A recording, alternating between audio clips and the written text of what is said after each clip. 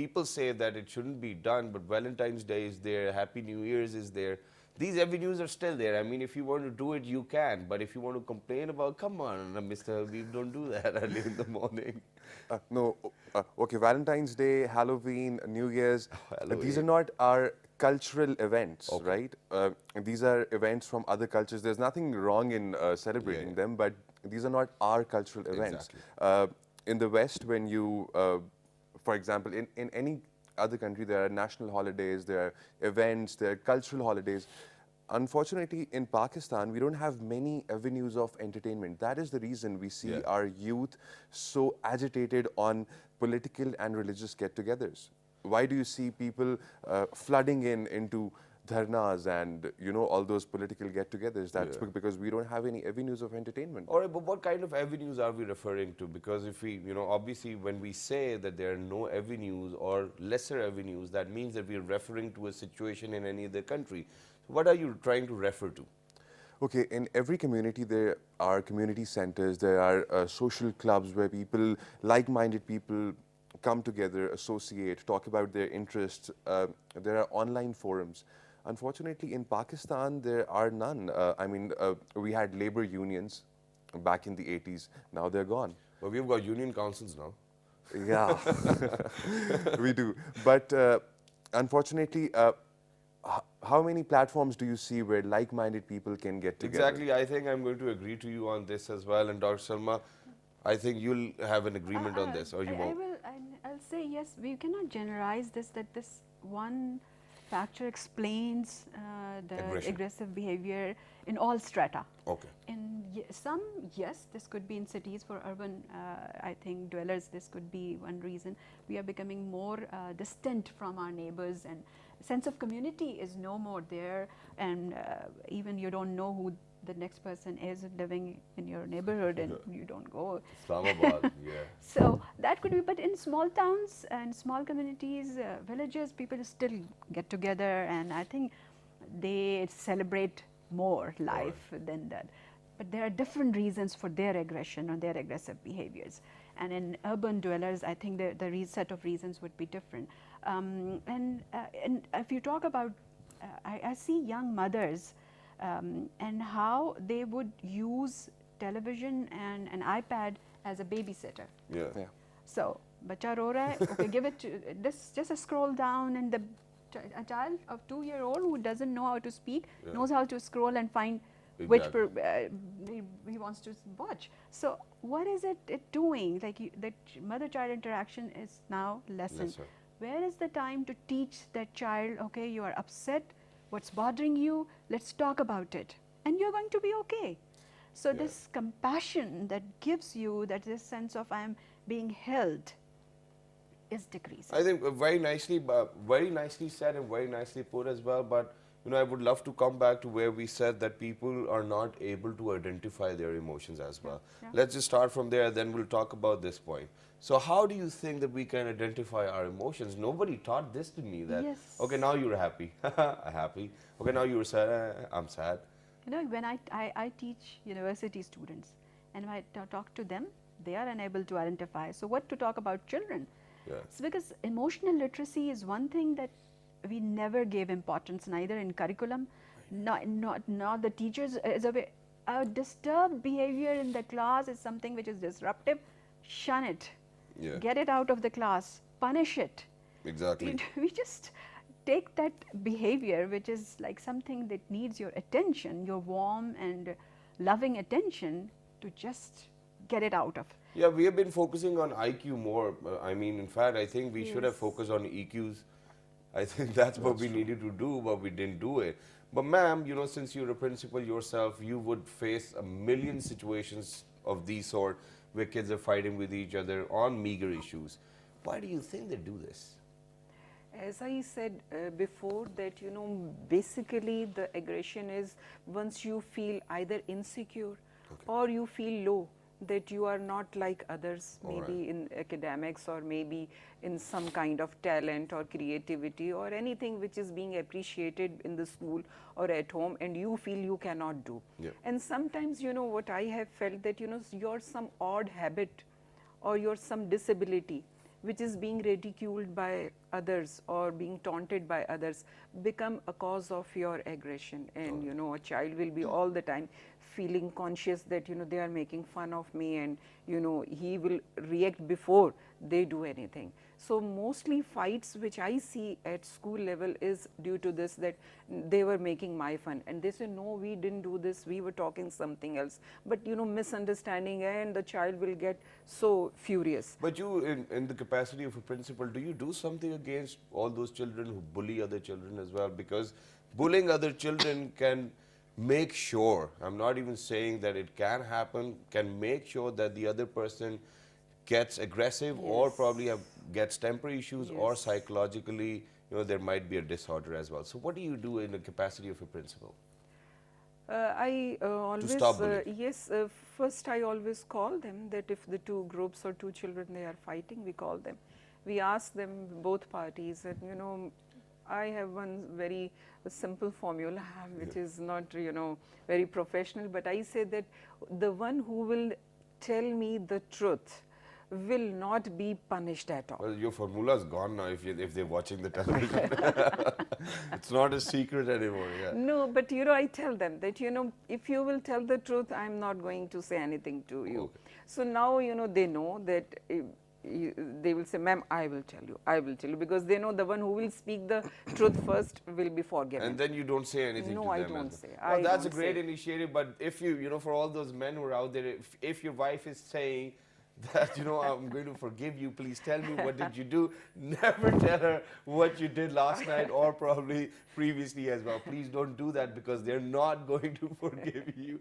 That's not happening. But Mr. Habib, now picking up on this, you know, teachers are obviously playing their role. They can do what, you know, they are capable of and what they're trained for. What about parents? We discuss teachers quite a lot more than we should actually discuss parents if, you know, there's aggression or temper issues within a kid. How would you refer to that? I was reading an article, and the article said that that parents who are apologetic towards their children raise more tolerant children. Because if I apologize to my son will know that, you know, okay, there's this thing called apologizing, and there's always room for apology and letting go of things. But if I punish my child on everything that he does wrong, I'm not raising up a person who's going to be tolerant in his life. Yeah. So what parents need to do is that, you know, they should cut them some slack, Yeah. and you know, be a little apologetic and tolerant towards their own children. Punishing your child every time he or she does something wrong, I think is something. That's a dilemma. Yeah. All right. Yeah. What's your It's take on incorrect. Yes, I don't think punishment is the only method of be correcting the behavior. The child does not know often why he did it and what are the other ways that he could have adopted and done. So perhaps teaching here and modeling behavior. So if we don't model behavior, if we don't model restraint, and we don't model tolerance, it's not going to I happen. mean, if we're not going to put limits, I think it's not going to happen. Limits are good, but first, gradually children should know what are the limits Yeah. and when they are approaching the limits and what would be the consequence of those crossing those limits. So it should be all laid out. Yeah. No suspense that I have the authority, I can lay out any limit at Yeah. any moment. No, and sometimes I'm very lax because I have grace, because I'm distracted myself. So I don't put my limits that Okay, I set. but since you're an expert in behavioral sciences yourself, half of the time what I've heard and what I've witnessed is that, you know, kids, they redo all of what you have been doing, right? They'll revise it just Yeah, like a course. yeah. So, for example, if your father is an aggressive man and he has been shouting all day long on your mother, you will do that too. So I think that's where the parents will come in. Yes, the likelihood increases, yes. And exactly, that's what I said, that you're going to be modeling that behavior and Yeah. children are going to learn from you. So that's why I think that parenting is the hardest job in this world, And for it's which not even- nobody gets training. And you it's know? not even paid. It's and, yeah, and That's you the know, hardest part. for a pilot you need training, for a teacher you need training, for parent you don't need any license or anything. I think there should be a licensing system, and who is fit to become a parent? Exactly, I think that's a brilliant idea, and most of the time for all those young parents who are out there, what I've witnessed is that what they do is that they in their heads think that how was our father to us. Yes. And then they would redo the same. So Yes. this redoing is going for a longer period of time. We do not Yes. innovate, we do not do anything. But very quickly, there's one more thing which I wanted to ask, and I think the conversation is going to get more interesting because, for example, 2 decades earlier, or 1 decade earlier, it was joint family system. People are moving to nuclear families now. The systems are changing. Earlier, when kids were raised in joint family system, for example, if the mother or the father is annoyed with the kid, they'll probably go out of the room, see their chachu, see their uncle, see their auntie, will hug them, talk to them, and even if the child is very aggressive, they won't say a word. So the kid knows that this is my getaway space, and I think that it gives you quite a lot of emotional balance. How would you refer to this? I mean, let's take turns. Let's start from Habib. Because Yeah. now we're in a nuclear family system. It's just the mother at home, and you're just making her go crazy because of your actions, and then you get slapped by her. Well, that's what happened to me. Okay, so in these times, I think parents need to identify who their kids really are.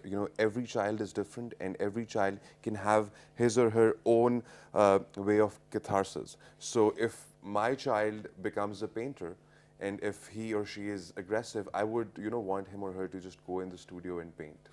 Yeah, that's it. Get rid of your anger. But containing that anger inside you, because as you said, we might not be able to go back to joint family systems in the coming few years. So societies take changes, they learn their lessons, and then they go back. So I think now we're having all the fun in our nuclear family systems. So I think parents need to identify the basic needs of every child.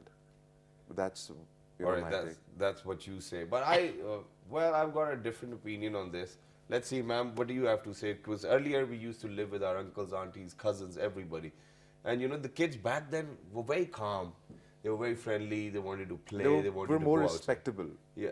Respectful towards. Yeah, they were more respectful. And, obviously when you're an aggressive man, you just forget whether you have to respect somebody or not. Yes, that way you are right, but you cannot go back in that time now, right? Why not? I miss that time. Yes, I do, but that joint family system was very good though, but if those families which are practicing it right now, they have even more severe problems. Yes, I mean fights among children.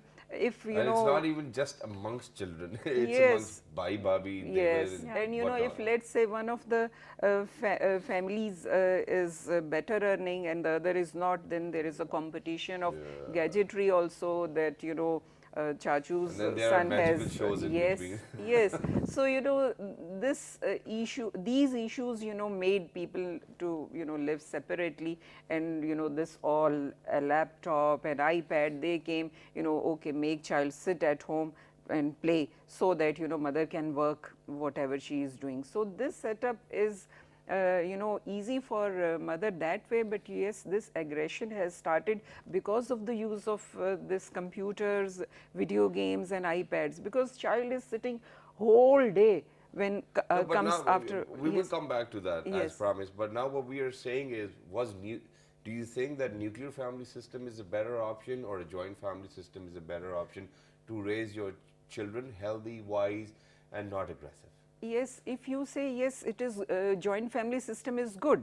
That you have a support of so many family members, which can you can say Give divide. you that particular emotional Yes, balance. yes. But if you compare it with the nuclear, what you call it, a nuclear family system, this has its own benefits. Like in family setup, a child will be going only to chachu or taya or maybe dado like that. But here, he can see some program or can learn so many things from computer. Yeah, I mean right?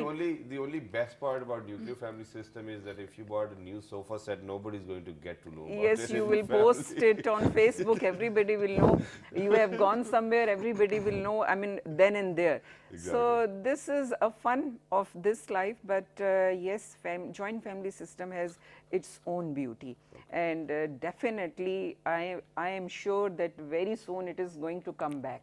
Very nice, very well said. You, ma'am. I think family is our strength, and joint family system is also, I think, the greatest strength that we're somehow just leaving it because we are becoming more individualistic, and we think that in our individual ambitions the families come in the way. But if there's harmony in the family, if the value system is like shared, then it really promotes a sense of well-being.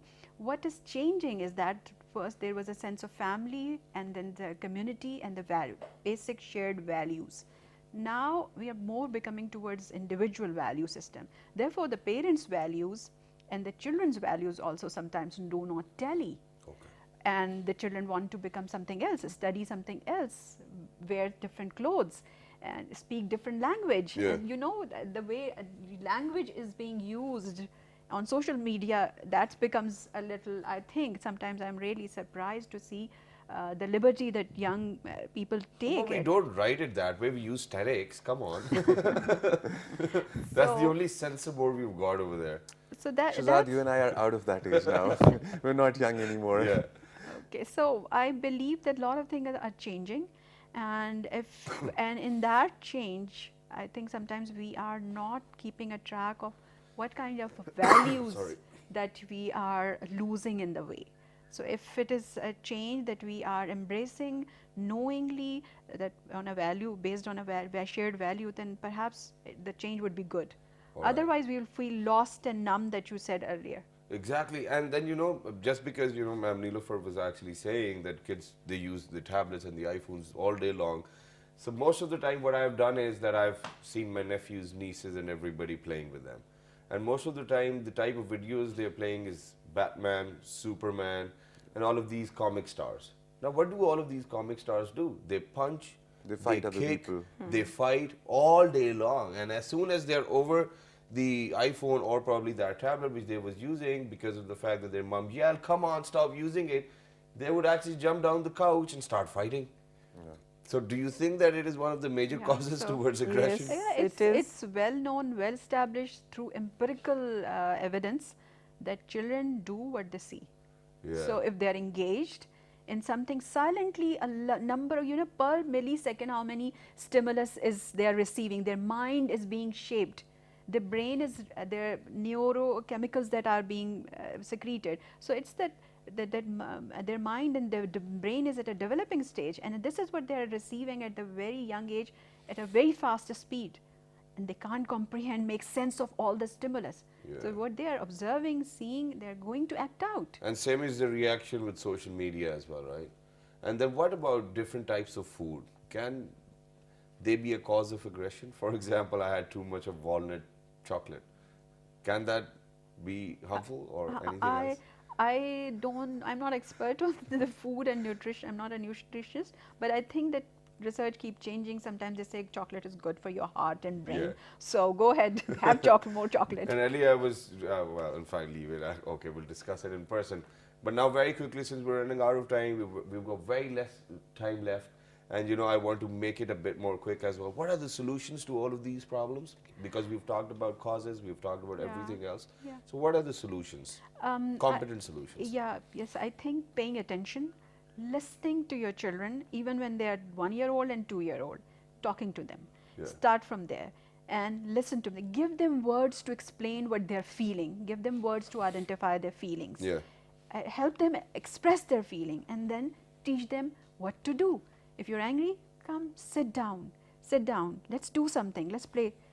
So teach them what to do. If we don't give them skills to express emotions when they're upset, they would do whatever means they have either seen others or watched on TV or anything, and that's not going to be good. And what if they do not learn? Then what do we do? Because you keep on telling them, don't throw things, don't throw things, don't throw things, and then you're like, okay, do whatever, I'm not moving now. So not telling. I think it's when we lecture, I mean, just tell, that's not happening. So then what do we do? Just sit with them, talk to them, what's happening, why do you want to throw it? What are you feeling inside? What would happen if you throw it? And what else can you do it? The child does not have vocabulary to express what's hurting him. So you cannot understand half of the time. Well, the mothers can, obviously. Mothers can teach the child to express. Exactly. But Habib, I've got a very important question for you before we wrap up the show, and that is, Do you think that the underprivileged segment of the society can be more aggressive because of the fact that we enjoy too much of facilitation, for all those people who do not belong to that same segment, Of the middle course. class or the upper middle class, because there is segregation within our society. So do you think that these segments aggression may vary because of the facilitation you're getting? Of course it does. These two mediums of education, they itself create a whole divide in the whole nation. Yeah. People who went to who go to underprivileged schools and people who go to privileged schools will definitely have different futures. So people who see that I couldn't go to a good school, hence I don't drive a good car and I don't have a good job. There's a whole divide, and when there's a divide, there's definitely going to be aggression. So on a macro level, state needs to do something about it. These multiple mediums of education, and now that education has itself become an industry where schools would send out letters to their parents that Yeah, you get messages every day. yeah, your kid cannot speak Punjabi and all that, whatever's going on. So, the education system has to be, not a business industry, but education itself. It should ensure equality and course. inclusiveness as well. Of course. So, ma'am, let's just ask you, because you're the expert on this issue. So, obviously you're a principal of the school, and then there are children representing other segments of the society.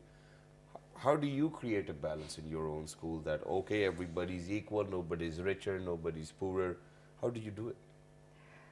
Yes, this is a very important aspect which every school should take seriously, and this is, I am doing, like, we celebrate all the events where every child is given opportunity. Maybe somebody is coming from underprivileged family but is very good in singing, so a child will be appreciated and will feel good. Yes. So we have competitions like Naat, Kirat, and different activities we make sure that we arrange, and every 100% participation we make sure that it happens. And children who are even little better, we award them with prizes and different things like that, so that.